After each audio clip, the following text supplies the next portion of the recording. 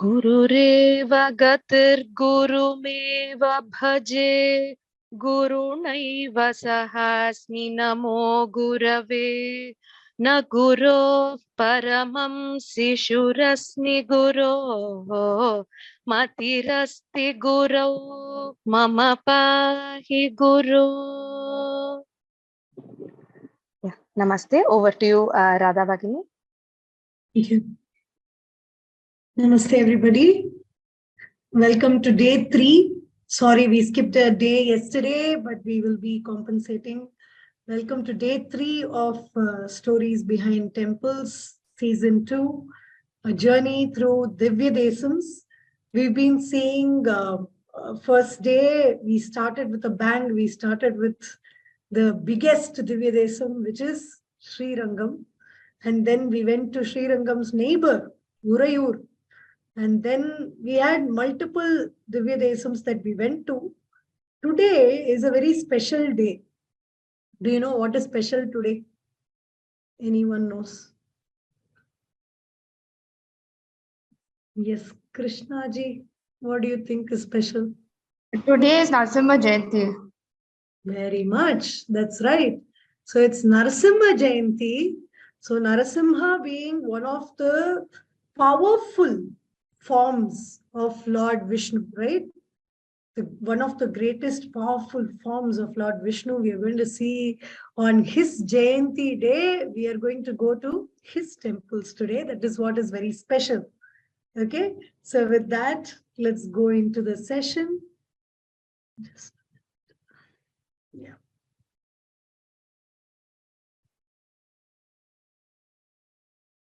We are going to 2 amazing places today. Let us see how much ever we can, we will finish. Okay. So, which is the Divya Desam we are going to visit next? Here we go. We go to the Narasimha Kshetra. Do you know where the Narasimha Kshetra is? A very, very powerful one. Chat is open. Anybody?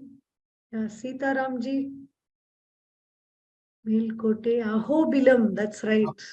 Namaste, madam. Yeah, it's Ahobilam. We had been there like around 10 years ago. So there are Nallamala hill range. I think 4 of them are at the bottom and 5 are on top of the mountains actually. That is very, right. very beautiful place, yes. Well, how many days did you take to visit all of them? So we took 2 days. So the first 7 we covered on the first day, and then for the next thing, right, we had to they'll take you by jeep actually. You have to climb, you have to go up, and it's a very difficult trek up. That is the Pavana Narasimha, and very close to that is Bhargava Narasimha, which was established by Parashurama himself. Very much, very much. Thank you for that. So that set the tone for today, and today we are going to Ahobilam. Ahobilam, Ahobalam, they say. That is, it's not just the mightiest of Lord Vishnu's forms, but also the mightiest of devotees can only go up there. Today we have many, many methods of going there, right? You have jeeps and you have different ways of reaching these places. But back then, if you have to go to Ahobilam, it's a dangerous trek. Many people take it like as though it's like a path to moksha, you know, towards the end of their lives, because they don't know whether they're going to go back when they set foot for Ahobilam. So Ahobilam is a mystic, beautiful hill where we find our Nava Narasimha, not 1, not 2, Nava Narasimha, 9 forms of Narasimha in one Kshetra, and that is a Divya Desam. So here we go to Ahobilam in Kurnool, Andhra Pradesh. This is where we are going today, to all the different Narasimha Kshetrams. So in the words of Tirumalizai Alvar, it is said that it is not an easy temple to reach. Okay, Sendri Kandarthukku Ariya Koil. That is, Ariya means difficult. It's not an easy temple to go and reach. It's a difficult trek. So even people like Tirumalizai Alvar, who are hardcore travelers going from temple to temple to temple, they say this about Ahobilam. So what is so special? Despite all the hardships, why do people go there, and what is so special about this place is what we are going to see about this place. So this is a shloka which says Aho Viryam, Aho Shauryam, Aho Bahupara Kramaha, and Narasimham Param Devam, Aho Bilam, Aho Balam. So this is where Aho Bilam is mentioned as a kshetram, and it's said this is a place of Viryam, Shauryam, that is Dhairyam, all sorts of words which inspire courage in us. Okay, because the story itself is a story of a little boy having immense courage, such that he made the Lord take avatara. So such is the greatness of this particular avatara, that is the Narasimha avatara. And Ahobilam as a place is mentioned in the Kurma Purana, Padma Purana, Vishnu Purana, Brahmanda Purana, and also in the Mahabharata. When there are, instances where Tirtha Yatras people go to in Mahabharata, there also this is being mentioned.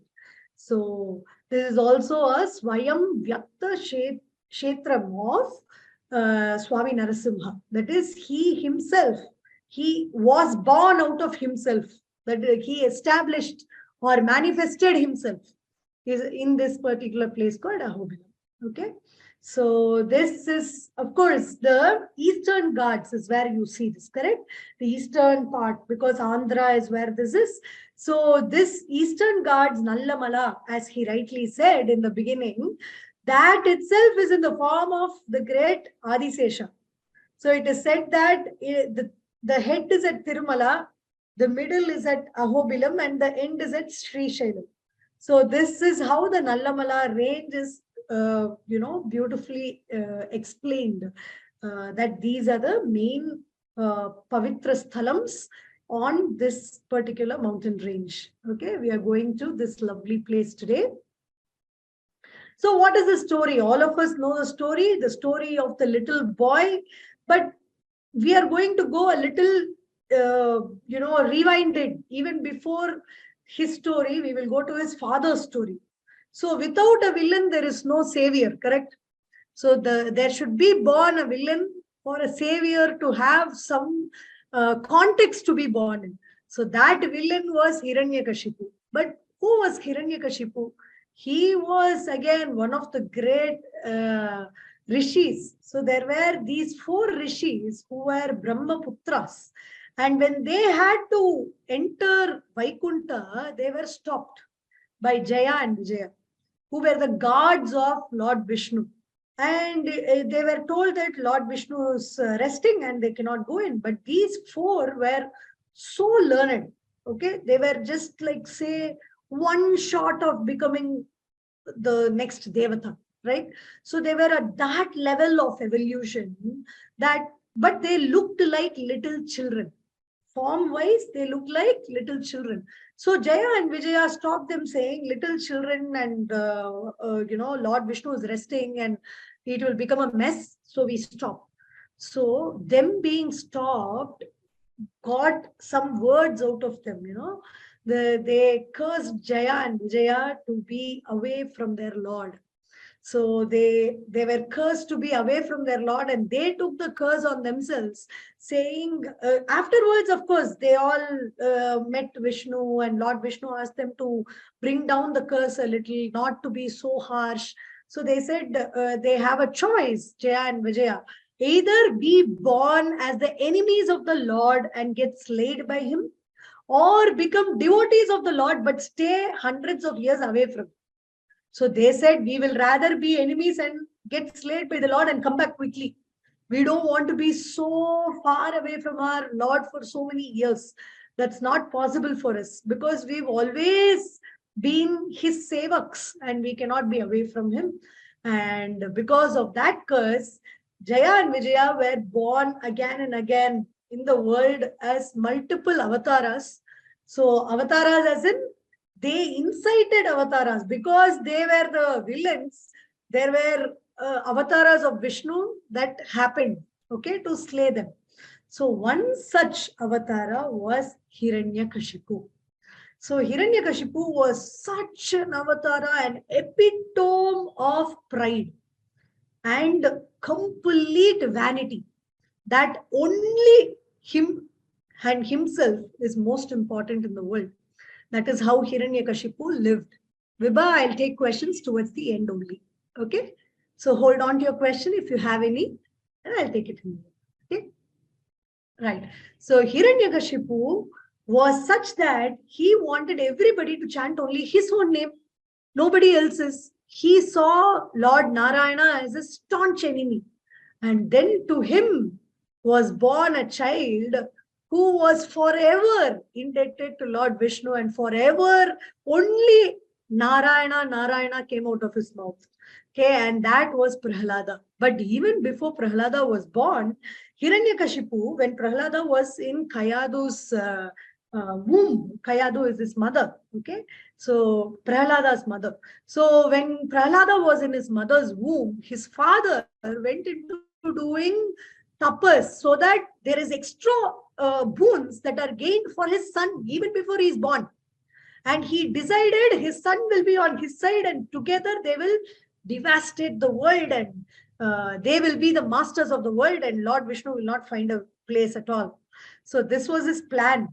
But then there came the Lord's greatest devotee, Narada. Narada Rishi changed everything. So he came into their lives. He brought Kayadu into his ashram, and he was saying Narayana Katha more and more and more. Every day was Bhagavata. Every day was stories of the Lord. And a child growing in the womb, listening to the Lord's stories over and over and over and over, that child becomes one of the greatest devotees of the Lord instead of becoming his enemy. So such was the planning of Narada, right? Even before Prahlada was born, he converted him into a bhakta from a demon, right? So your birth doesn't decide everything. That is what this story tells us. And as it goes, we all know what happened.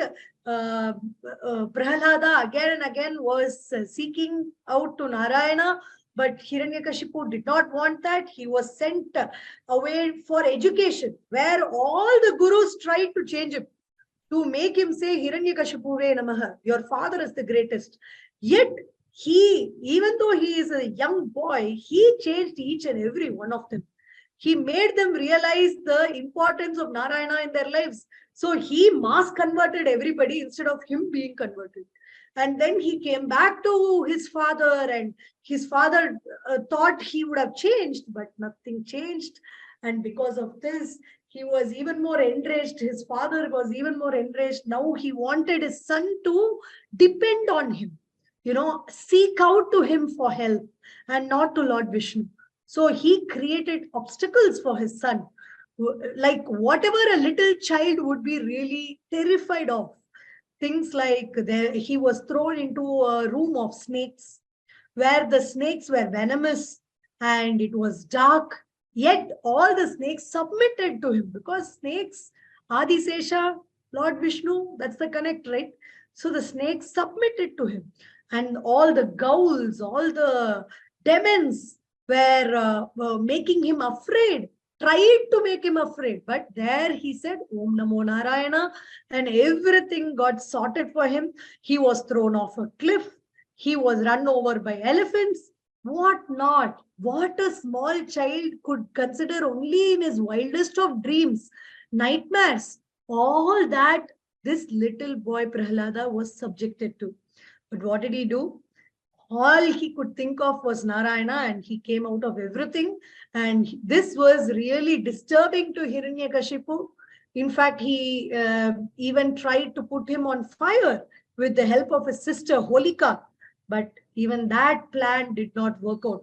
So finally, it was a 1-to-1, which is Prahlada versus Hiranyakashipu. And Hiranyakashipu said, now I will show you that I am better than your Lord Narayana. Where is your Lord Narayana? I am here, right here, to help you, to protect you, to provide you whatever you asked for. But where is your Narayana?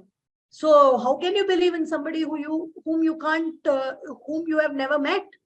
And that is when he says with conviction, Prahlada says, my Lord is there in this huge pillar also, and in this small speck of dust also. So my God is there in both. You can search for yourself, Dad. That's what he says with all might.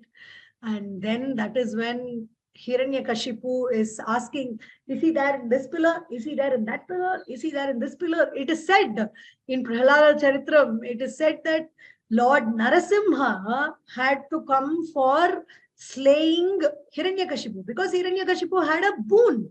He had a boon that neither an animal, nor a devata, nor a man can kill him. Neither of the weapons can be used to kill him. He cannot be killed during daytime, nor during nighttime, nor inside the house, nor outside the house. So he had a lot of thought he put into asking for a boon.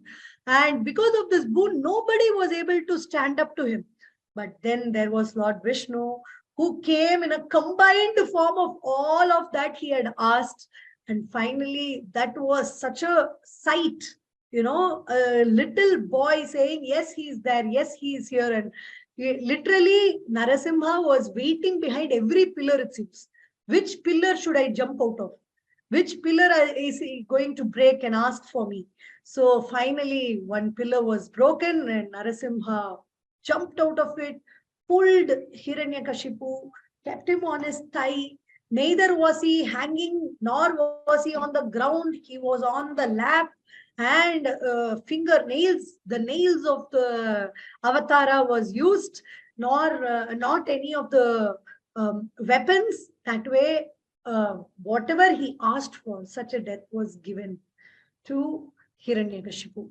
So that was how finally this avatara sprang up for his devotee, for Prahlada. Everything happened for Prahlada. Prahlada called for Narasimha. If not, Narasimha wouldn't have come. So such is the beauty of this particular avatara. And that is when Prahlada bowed down to the Lord and asked him, requested him to show himself again in a beautiful, peaceful form and not in the terrific form, to calm down. And that is when he calmed down and he showed himself as a peaceful form.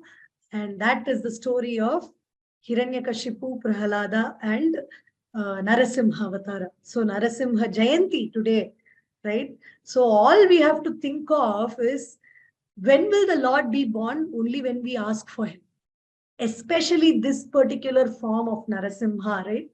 Narasimha is born when Prahlada is born, when Prahlada asks for it.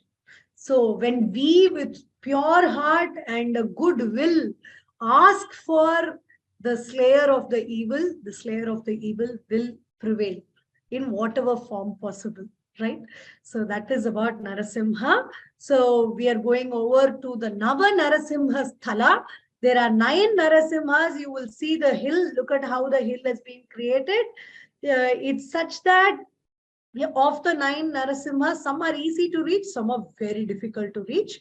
So this is Jwala, Ahobila, Malola, Krodha, Karanja, Bhargava, Yogananda, Kshatravata, Pavana, Navamurtayaha. So these are the 9 types of Narasimha we will be finding in this particular hill. So there is upper and lower Ahobilam. That's the on the hill and below the hill. Okay, below the hill as in the foot hills. Okay, so let's go one at a time, one by one we will go. So the first one is Ahobila Narasimha. Okay, so his name itself is Ahobila Narasimha. He is one of the earliest to have been established in this area. Okay, so he is also seen in the Ugra form. Ugra means Raudra, the angry form. So the Ugra Narasimha exists here, and he is considered to be a Swayambhu Murti. What is Swayambhu? Created by oneself. Nobody has created and kept, but here there was a formation which looked like Narasimha, and he became the deity there. Okay, it was not man-made. That is what Swayambhu means. So this is Ahobila Narasimha, and you can even see the Garuda there. And next comes Bhargava Narasimha. So Bhargava Narasimha, as somebody earlier said very clearly, he was established by Bhargava. Who is Bhargava? Bhargava Kshetra. Kerala is called Bhargava Kshetra. Who is that? It is Lord Parashuram. Yeah. Established by Lord Parashurama, Bhargava Narasimha. And there is a nice steep pathway to go into this temple, and also a beautiful pond. This particular Narasimha has a beautiful pond. Okay. It is said that Bhargava Rama or Saint Bhargava meditated upon Narasimha in this particular spot. And this is Bhargava Tirtham or Akshay Tirtham. That is what is the temple pond's name. And 132 steps are there which lead up to the main temple. And there is an inscription also in this temple that is dated to 1564 CE. So it is written by the Acharya of Ahobilamat. So that will also be there here. The next Narasimha we meet is the Yogananda Narasimha. So you can see here, these are all small temples because they are all part of the hill. Okay. So Yogananda Narasimha will have a Yoga Patta. Yoga Patta means, can you see this Narasimha? What is different about him? There is a particular elastic-like thing, right? Holding his feet together. So that's a yogic posture having the Yoga Patta. So Yogananda Narasimha will have the Yoga Patta. Do you know which other god has this particular Yoga Patta and is there in this kind of position? Very famous. Anybody knows? Padmini ji, yes? Ayyappa Swami. Ayyappa Swami, that's correct. Ayyappa Swami also has the Yoga Patta. Okay, he is also in a yogic posture. He'll have his hand like this and one hand hanging like that, but his legs will be in the Yoga Patta. Okay, so it is said that Lord Narasimha taught yogic postures to Prahlada after killing Hiranyakashipu. So that is the story here. And this dates back to 9th to 10th century CE. So who is next? It's the Chatravata Narasimha. Chatravata is basically the tree that is there, which is giving a kind of like an umbrella feel. So a tree which is like an umbrella is there. That is why Chatravata Narasimha. Okay, the banyan tree that is there, and he has a Abhaya Hasta like this. So he's not in the Narasimha avatara like that Ugra position, nor is he in a meditative position. He is having the Abhaya Hasta. Abhaya Hasta means protective Hasta. So blessing hand and protection, hand of protection. So Kati Hasta, that is the other hand on the hip like this, one hand like this. Okay. So he is said to be also entertained by Haha and Huhu. Haha and Huhu are Gandharvas. Gandharvas are celestial beings who are trained in entertainment, forms of entertainment, music, dance, and all of that, playing instruments. So the Haha and Huhu are Gandharvas considered to be from the Meru mountain. And they entertained Narasimha and got the boon that they will be the best singers of the world. So probably in this particular temple, people will render their voices, their shlokas, tutis, their compositions to gain the same kind of boon. So this dates back to 12th century CE. And the next one is Krodha Narasimha or Varaha Narasimha. Varaha and this particular part of the country is very well knit. Do you know how or why? Why is Varaha special to this place? Because we are talking about Andhra, that region. Any idea? Padmini ji, yes, go ahead. Even in Simhachalam, he is Varahamurti. So here what is special in Andhra, especially Andhra and Varaha is very well knit. Any idea? Meenakshi? Ma'am, he gave. Oh, you went on mute. Can you speak again? Ma'am, he gave place for Tirupati. Very nice, correct. So this particular place, Andhra, the sthala is called Varaha Bhumi. So if you see the later dynasties that came up there also, you see the Vijayanagara dynasty or the dynasty Sagara dynasty before it, everybody will have Varaha as their symbol. It will be, the emblem will have Varaha. The flags will have Varaha. Many of the temple constructions will have Varaha. It is very, very famous and native to this place because this place is called Varaha Bhumi. And you will see that in the Tirupati story also. And I'll put that on hold. When we talk about Tirupati, you will see that story coming in, okay? So, Varaha Narasimha, that is a native Murti here, or Krodha Narasimha. Krodha, Ugra, like that. Krodha form of Narasimha, you will see in this particular spot. So, there is also a beautiful river nearby, Bhavanashini River.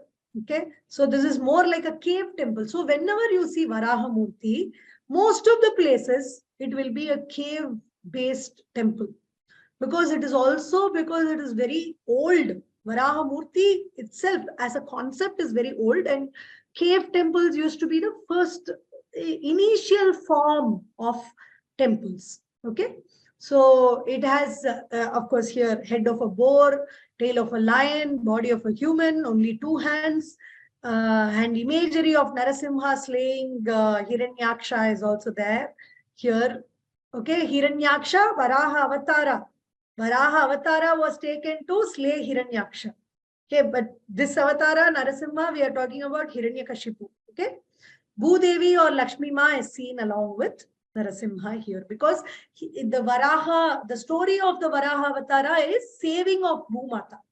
He will save Bhumata with the boar form he has. The tusks will carry Bhumata, correct? So that is why Lakshmi Ma is seen with him here. That is the spot here. Next one is Karanja or Saranga Narasimha. Very interesting. So here you will see Narasimha along with, can you see here? You will see Shankha Chakra, and also you will see bow and arrow. So he is holding the bow and arrow, it seems, to convince Anjaneya or Hanuman that he is only Rama. Nice one, right? So it's said that Anjaneya also meditated here and he wanted to seek his Rama. So Narasimha here took out the bow and arrow to show that, hey, I am Rama also. So hence you will see the bow and arrow in his hand, and you will also see the Adisesha over his head, and the lower ones will be like this, the hands up and down. So he is located under the Karanja tree, and that is why his name is also Karanja Narasimha here. And he blessed Gopila Rishi here with knowledge. So he is also the Murti which blesses with Jnanam, knowledge. Okay, 10th or 11th century is when this was built. And then Malola Narasimha. So Malola means the one with goddess Lakshmi. Ma is Lakshmi. Lola is beloved of Lakshmi. Okay, Malola Narasimha, the husband of Lakshmi.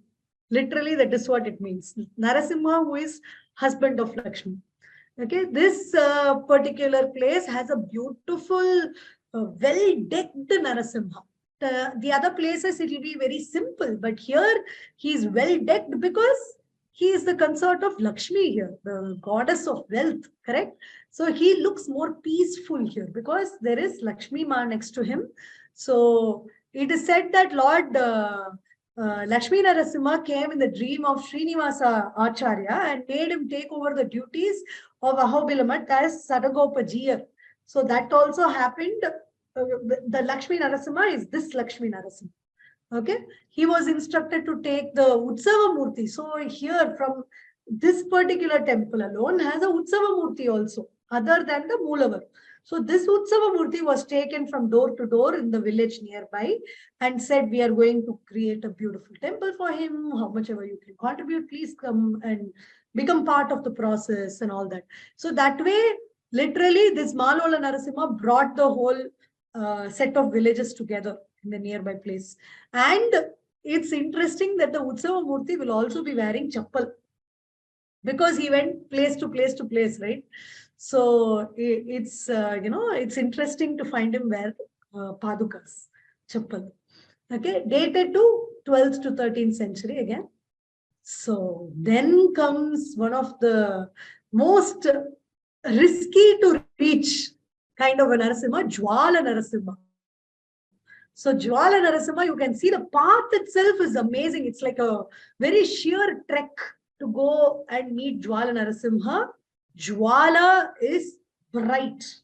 Jwala means bright or glowing. So this is the spot where Lord Narasimha came out of the pillar and tore up Hiranyakashipu, and the Vadam actually happened. So the Narasimha Jayanti or the Narasimha Jananam happened at this particular spot, it is said. That is Jwala Narasimha. So he is located on top of the Achala Meru. So this is pretty difficult to reach because it's all rocks on one side and only one side is cliff, and holding on to it and going through is a difficult trek to take. So to calm down Narasimha, once all the Vadam is over, Indra and all the Devatas poured Akasha Ganga on top of him, and that became the Bhavanashini river here. So today it flows as a waterfall. So that came into being because of this, it is said. And he is not just normal, he has like not just 2 hands, 3 hands, 4 hands. He has 8 hands. Ashtabhuja Narasimha, proper full 8 hands he has. And there is also a place near the Sannidhi. It's called Raktakunda. Raktakunda keeps oozing with perennial spring. And it has a reddish, muddy kind of water coming out of it. So it is believed that it is the Rakta or the blood of Hiranyakashipu that keeps, perennially coming out there. So that is Jwala Narasimha for you. Other than that, in these Nava Narasimha, we finished all Nava Narasimha, all of the 9. So there is something called the Ugra Stamba. So Ugra Stamba is the pillar which he broke open and came out. And that is considered to be, see, on top here. Even today, people somehow trek to the top and do their puja there on Ugrastamba. This is Prahlada Metta. So Prahlada Metta is along the path when you are going to Jwala Narasimha. And this is also along the difficult trek. But that is the spot where Prahlada used to learn, it seems. Prahlada Metta. His schooling or his learning happened there.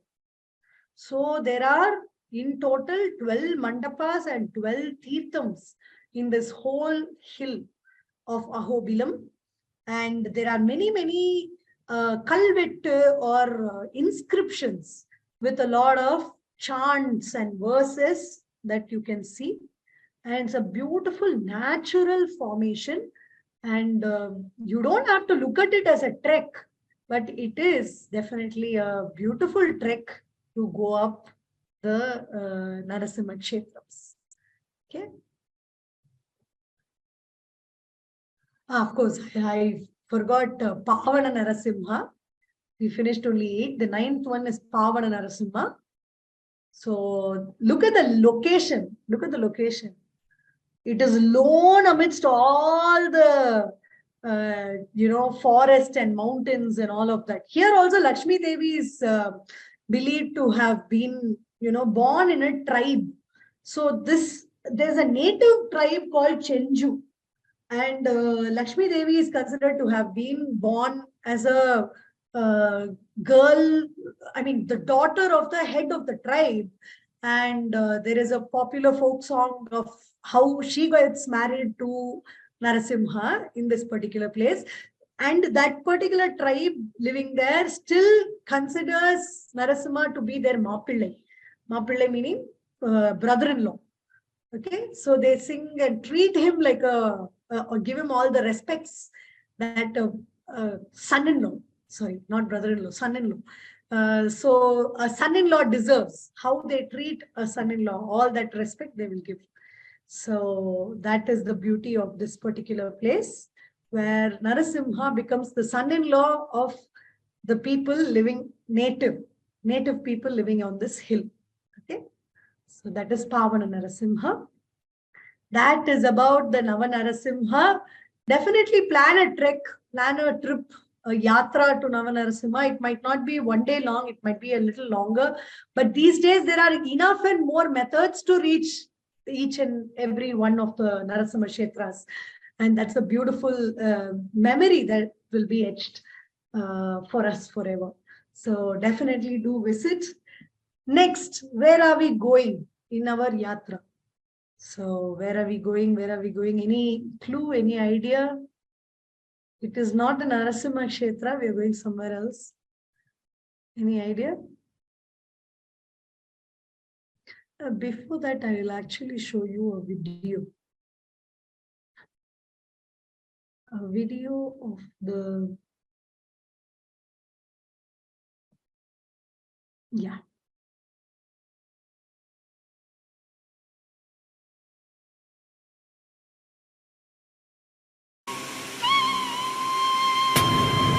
भूखण्डं वारणाण्डं परवरविरटं डम्पडं पोरुडम्पं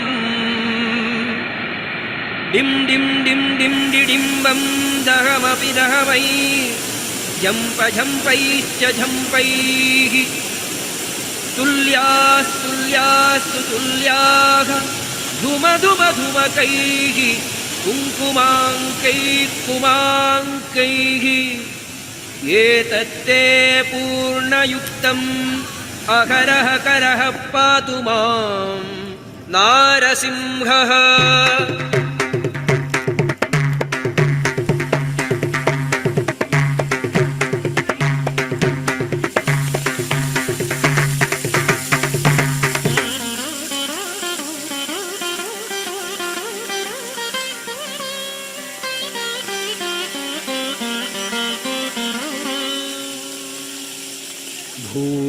भूभृद्भुजङ्गं प्रलयरववरं प्रज्वलज्वालमालं खर्जर्जं खर्जदुर्जम्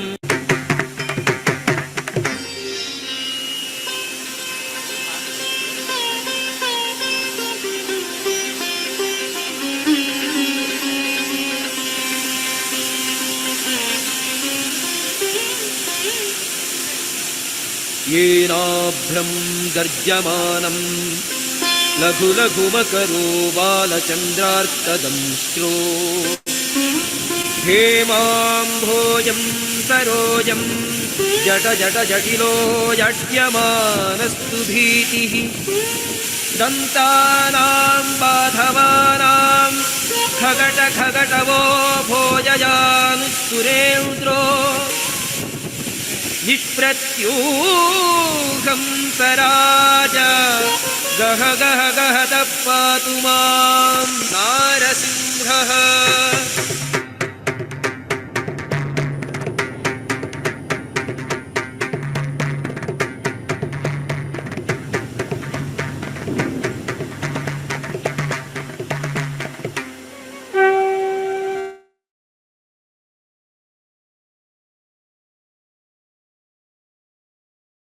Interesting. Yeah. So definitely do the yatra and that will be even better.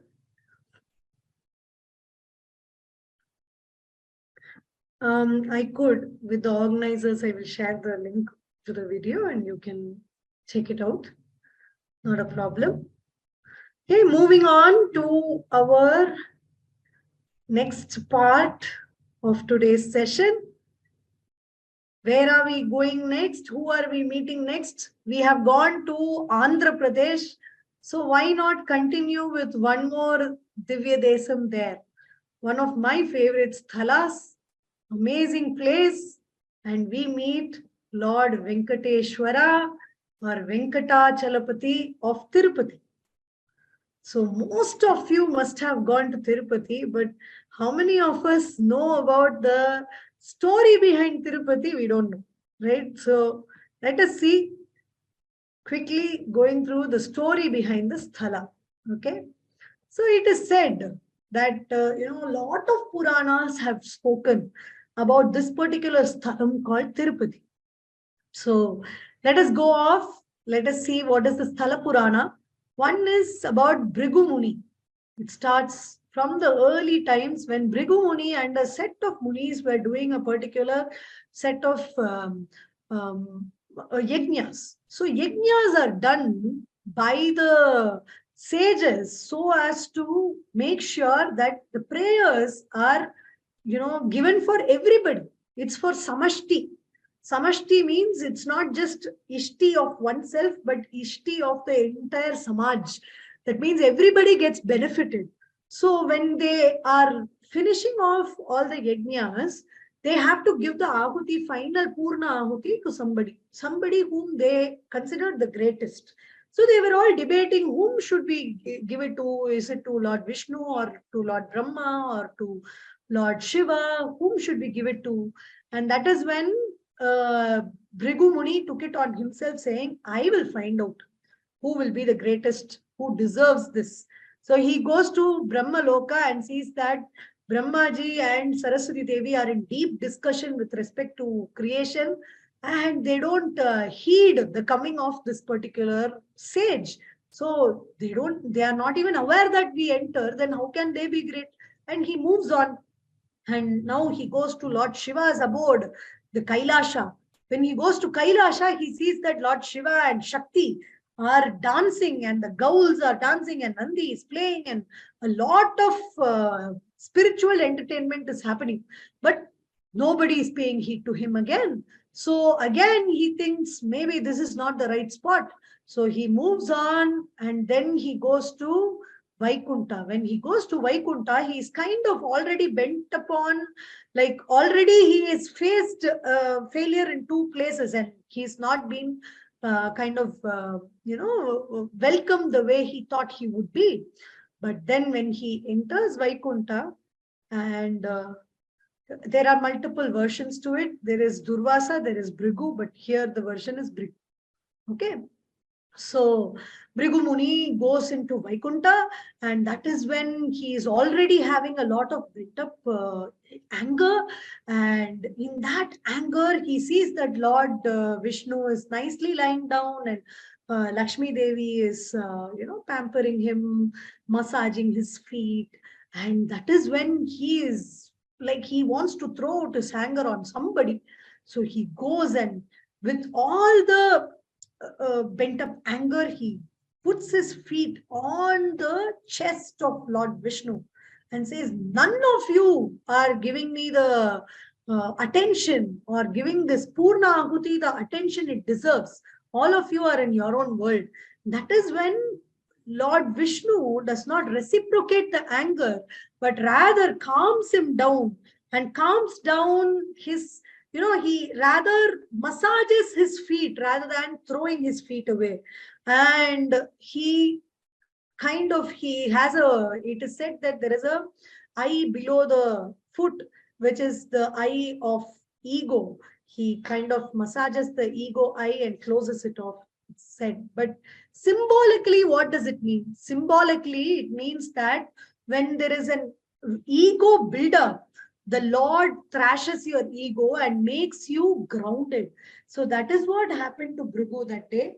And he got grounded, and then he apologized to Lord Vishnu, saying, I don't know in what world I was in, and I don't know in what intent I was in. How can I keep my leg on you? I shouldn't have done it. I'm very sorry, I shouldn't have done it, but now whatever is done is done. So Lord Vishnu says, don't worry, all is fine. But as cool as Lord Vishnu is, Lakshmi Devi cannot take it as cool, because when Bhrigu Muni leaves, Lakshmi Devi fights with Lord Vishnu saying, I am there on your chest. I am the one who resides on your chest. And when somebody is putting their leg on your chest, that means they are putting their leg on me. And you are okay with it. You are cool with it. I am not going to be cool with this anymore. And that is when Lakshmi Devi leaves. She leaves Vaikuntha. Who is Lord Vishnu without Lakshmi? Because she is the one who is the mother of all beings, keeping everything together. And she leaves saying, no, I don't deserve to be treated this way. And she goes to Bhuloka and starts doing her tapas. Now, Lord Vishnu needs Lakshmi Devi to be back, even for sustenance to happen. The sustenance of the world cannot happen with just one force. It is a joint force of Vishnu and Lakshmi. So that is when he feels terrible. He also sends dutas as in ambassadors, who Brahma, excuse me, Brahmaji and Lord Shiva go down to Lakshmi Devi and try to convince her. And all the devatas go and convince her, saying, no, this is not the intention of why Lord Vishnu did what he did. And she is not ready to listen to anybody. But Vishnu takes a stand. He decides he is not living in Vaikuntha, which does not have Lakshmi.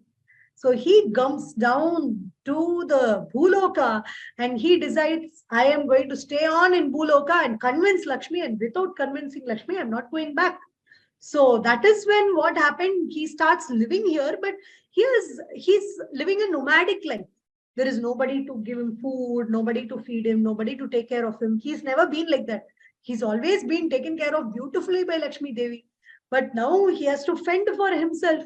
That is when Brahmaji and when Lord Shiva came and said, please do something, Amma.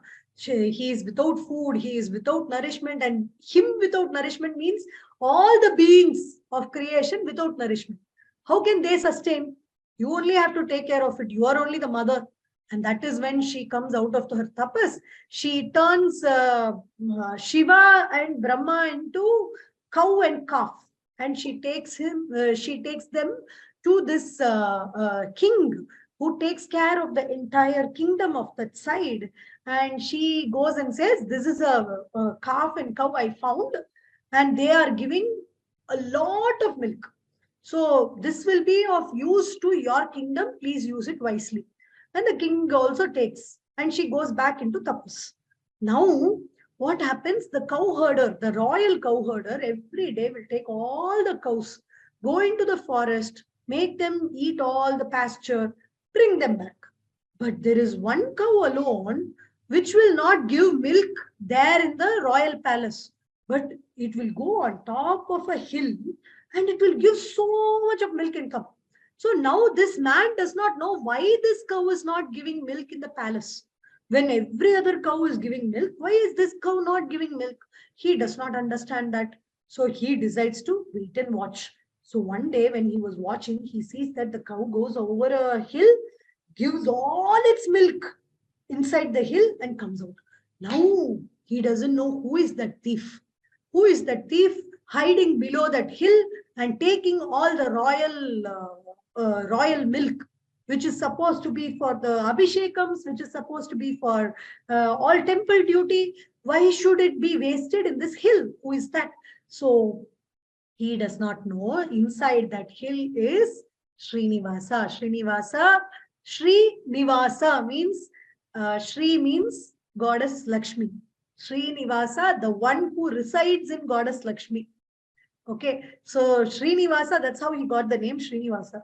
So that Srinivasa is drinking the milk that his wife has sent forth to him. So this, he doesn't know. He lives within this. So once what happened, that shepherd decides to report this to the king. he reported to the king saying, this is what is happening. And with the king's order, he comes and he nicely gives one blast onto the hill and breaks open that hill. And that hurts Srinivasa. And that kind of hit his chin. So you will see in Tirupati that till date, there is a medicine kept for the Lord of Tirupati here, right? So that is a broken chin because of this incident, it is said. So he gives one nice tadka and it goes on his chin like this. And it was a bleeding chin. And then he asks, who is your master? How can you hit like this? How can you hurt a cow? And when the cow is willingly giving milk, how can you hurt me who is taking that milk? And then comes the king, and the king apologizes saying, no, it is not his mistake. It is my mistake. I take all the blame. Whatever you ask me to do, I will do. Now Srinivasa's avatara time is not yet over. It has to extend, because now this king will be born again as Akasha Raja, and his daughter will have to marry Srinivasa. So that becomes the new clause. So what happened? He knows that he has to stay for longer and he cannot be a nomad anymore. So he goes to the landlord of the place. Okay, the landlord is basically Varahamurti. So Varahamurti, he goes to Varahamurti and takes a particular scale of land on lease and says, can you please give this to me on lease as long as I'm living in this world? And Varaha Swami also says, okay, and he gets it. And then there is a lovely mother who comes to take care of Srinivasa, because he was also, hurt at that time and he had to recoup and get cured. So there is Vakula Malika. So Vakula Malika takes care of him. She doesn't have a child. She looks upon him as her child. Actually, she is the avatara of Yashodama. Yashodama from the previous, that is when he was Krishna, Yashoda was the mother, correct? So Yashoda could not see Krishna's marriage because, it happened much later and she couldn't witness Krishna's marriage. So Yashoda wanted to witness Krishna's marriage. So she took a birth as Vakula Malika, it is said. So Vakula Malika is taking care of Srinivasa, all that is happening, and Akasha Raja is born, and Akasha Raja has a child born to him. So he also does like how Janaka, Maharishi Janaka, so he tilled the land and from the land came Sita, correct? Similar story, when he tilled the land, from the land came a box full of beautiful lotuses, and inside the lotuses, there came a beautiful child. And that child, because she was born amongst the lotuses, her name was Padmavati. Okay, so Padma means lotus. So Padmavati was born. So Padmavati, as she was becoming a beautiful young girl, and that was the time Srinivasa knew he had to introduce himself to her. And when she was going hunting once in the forest with her friends, that is when an elephant started frantically chasing her, and then came our hero. He stood there, he stopped the elephant in one glance, and that is when there was exchange of glances between the hero and the heroine. They fell in love, and she knew this is the man for me, and Srinivasa already knew he had to marry Padmavati, and Padmavati was a beautiful princess. Okay, princess. So he had to, back then, it is not enough that you like somebody. You have to just make sure that the other person also likes you. So to make sure that before taking the marriage proposal and all that, he had to make sure she likes him. So he disguised himself as a soothsayer. Those who are fortune tellers, who go and look at the palm, read the lines on the palm and talk about your future. So he went in like that. he spoke about himself, saying, there is one man in your mind. Who is he and all that? And then that is when she also kind of propped up, saying she also likes that boy whom she met in the forest. So that is when, after getting confirmation, Srinivasa told his mother, Vakula Malika, and his mother said, yes, I will take the proposal forward. I will take it to the king. You don't worry. And he goes and he has a chit chat with all his friends in the various realms, right? So he had a discussion with all the gods, and now he says, see, I am a nobody on earth now. It's not like I am a king there. I am a nobody, but she is a queen. She is a princess. So what do I do? How do I marry her? So everybody gives him various ideas, and one such idea is taking a loan from Kubera. So Kubera is something like a bank keeper. Okay, so he's a bank manager. He's not the owner of all wealth. Owner of all wealth is the gods, okay? But he is the bank keeper, okay? So he goes to Kubera, and Kubera grants him a loan, an indefinite loan. Loan itself means you have to pay it back. But this loan is indefinite. How much ever you want, you can take. So that was the case. He comes, he takes, and a grand marriage happens. Everybody from everywhere is present. And this is a marriage like nobody wants to miss. That kind of a grand marriage happens between Srinivasa and Padmavati. Now, Lakshmi, where is she? She is the one who should be convinced and taken back to Vaikuntha. No? That is why Lord Vishnu came down itself. But now he is settled with Padmavati. So Lakshmi hears of this news and comes to argue with Vishnu. She comes and says, what? You came and I thought you are going to take me back and you are going to convince me. But now what is happening? You got married again? What is this? So that is when Lord Vishnu paused her and said the entire story of the Ramayana. Okay, so in the Ramayana, there is a character of Maya Sita. She is said to have gone in and out of the fire.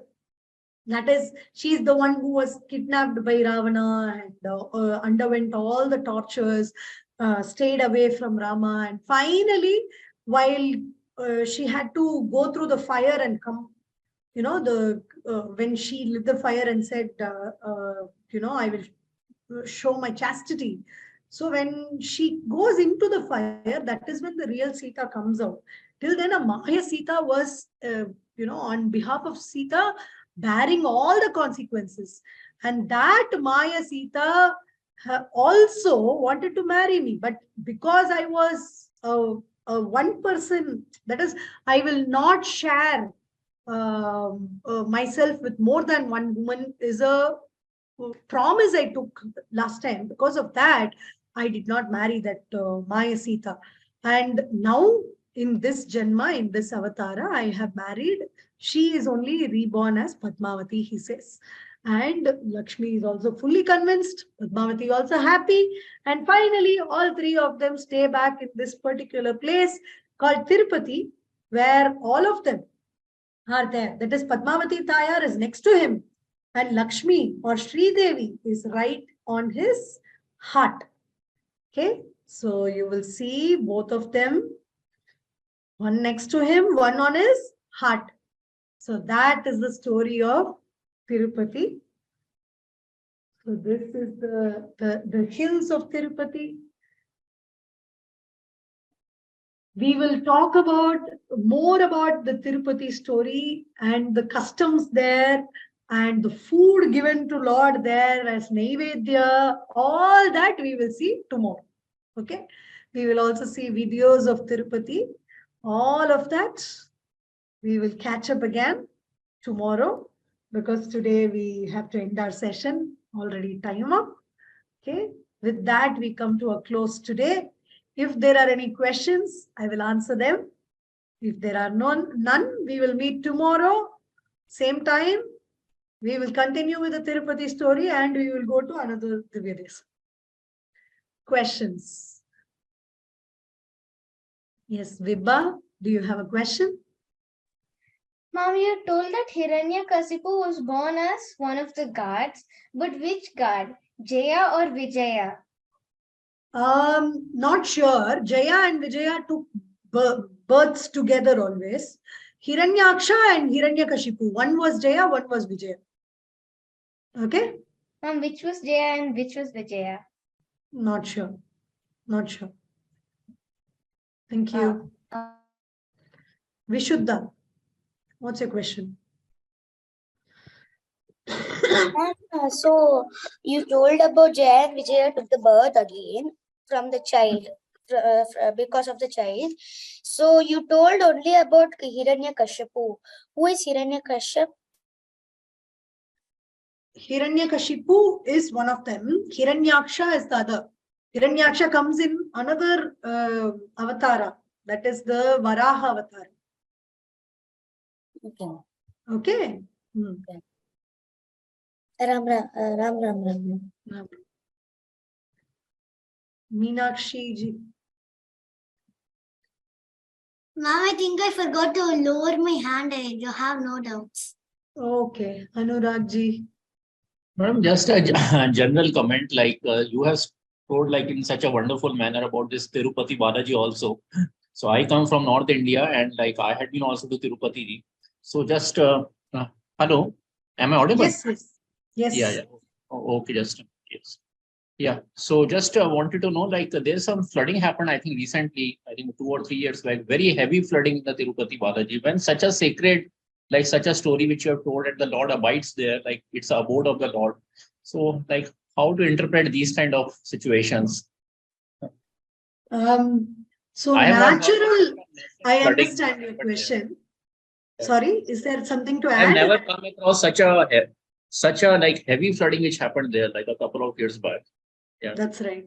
That's right. For example, sometimes, such natural disasters also happen for us to know even more the power of the place. For example, what happened in Kedarnath?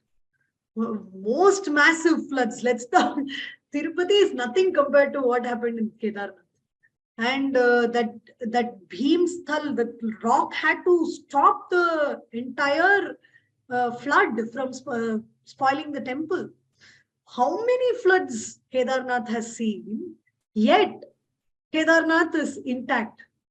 That itself is a wonder, correct? So that way there are lots of places, and also such places, if they are natural floods are coming or naturally things are happening, actually it is good because it is natural. We are allowing for natural things to happen there. Still, it is connected with nature instead of commercializing it too much. So that way, at least the temple knows to defend itself. I mean, the sthala will recoup itself. That is the beauty of the sthala. Because there are many sthalas which we have commercialized too much, that any natural thing that is happening there we are not giving any scope for it. Because it's all become man dependent. So as long as it is kept in its natural surroundings, it's great. The sthala will recoup whatever happens. For example, Puri, how many floods, how many cyclones it would have seen, because it is on the banks, right? It is on the sea front, very close to the sea. So anything, definitely every year at least one tufan it will see. But the temple is intact for how many years? So the temple will recoup, and people around have found mechanisms to make the temple jump back. So I don't think that will be a problem as long as we keep out. I think the temples are safe. Thank you. Thank you. Annie? Namaste. Namaste. I wrote you also in the chat, maybe you didn't see. I have 3 small questions. Who wrote the shloka Ahobilam? The first shloka. Ahobilam, I don't know who wrote it, but it was in the Mahatmyam of the place. Sthala Mahatmyam. in the Sthala Mahatmyam. Yeah. And can you please mention the story of Jaya and Vijaya? I read it somewhere, but I don't know the source. I forgot where I read it. It was in a So, Jaya Purana. Vijaya story comes in Bhagavatam also. Bhagavatam. Okay. Okay. Yeah. Jaya Vijaya comes in the Bhagavata Purana. It talks about how, in fact, if everybody is interested in that, tomorrow I will recap the story saying who exactly they were born as for every avatara they took. Okay, I think I read it on the net, but I forgot the source. So that's why I lost the source. Thank you. No, And the just last look one, up Jaya Vijaya and born as Hiranyakashipu. You will get all the other names. and Not Ravana the, and so on. Yeah. yeah. All of it. And You will get. the story of Padmavati, the last one you said, where we can find it? In which Purana? One is Brahmanda Purana. Another is Tirupati Sthala Purana. Okay. Thank you so much. Beautiful, beautiful classes. Thank you. Sitaramji. Namaste, madam. Yeah, we are actually from Trichy, but unfortunately I missed your first class. So, and I learned a lot about Trichy after I came to the US. And every time I go to Trichy, right, I discover one new Sannidhi. There are like 50, 60 Sannidhis, and there's a small story. There'll be one Acharya over there. He will quote something from the Divya Prabandham and he'll tell something actually. For example, right, amongst all these years that I've been there, the big Garuda which is there, I never noticed who were his Dwarapalakas. It turns out to be those two people, Sugriva's people. One was Sugriva and one was Angada.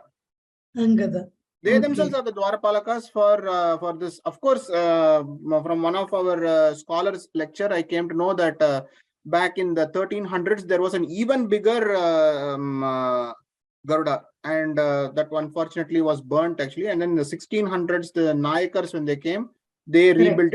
And there's a Vigraham for the Nayakar also, like how in Tirupati you have Krishna Deva Raya over here.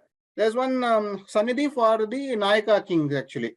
Nobody that is right. So most of the kings who would have built, you will see them as some devotee, some sculpture somewhere. Correct. Yes. So they will only place themselves there. They will never place themselves on the Shikara, on the Gopuram. You will not see them anywhere there. They will only be Adiyan. Yes, right. That's the servitude. Right. That's the kind of humble humility that we should learn from all these kings. Correct. Yeah. Like Kulashekara Alvar is the Padam, is the footstone of Tirupati Perumal actually. So Okay. Yeah. And now the lots of stories are there. Lots of stories are there. So if we can, if this session is only to give some clues here and there, so that next time we go, we will look a little deeper. Maybe we will find much more than what we were told. So we come back and share. That's the whole point.